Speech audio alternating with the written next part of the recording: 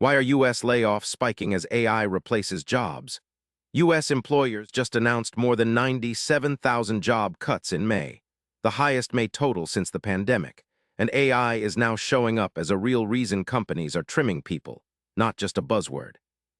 Challenger, Gray, and Christmas says employers announced more than 97,000 job cuts last month, the highest May level since the pandemic in 2020.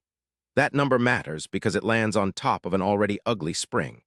In April, the firm counted 83,387 cuts, and technology led all industries with 33,361. The headline now is not just layoffs, it is how many companies are saying they are restructuring around automation. The sharpest shift is the reason companies are giving.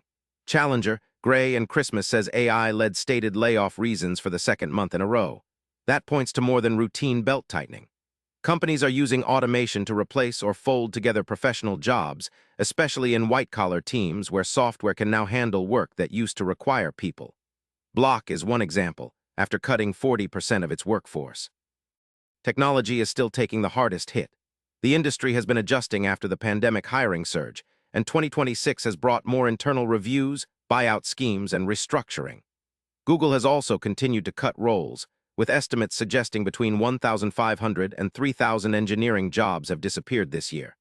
That is the part workers are watching closely, because these are not just one-off layoffs, they are repeated trims inside major firms. The layoffs wave is also being pushed by other pressures. Federal government workforce reductions are still in the mix, and tariff-related economic pressure is adding stress across employers. One important detail, the layoffs data excludes percentage-only cuts from the totals, so the real restructuring picture can be even messier than the headline number suggests. That means the May spike is likely capturing only part of the full reset underway.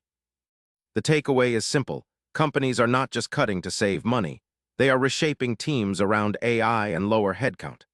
Watch the next monthly layoff reports closely, because if technology keeps leading and AI stays in the reason column, this trend is still building.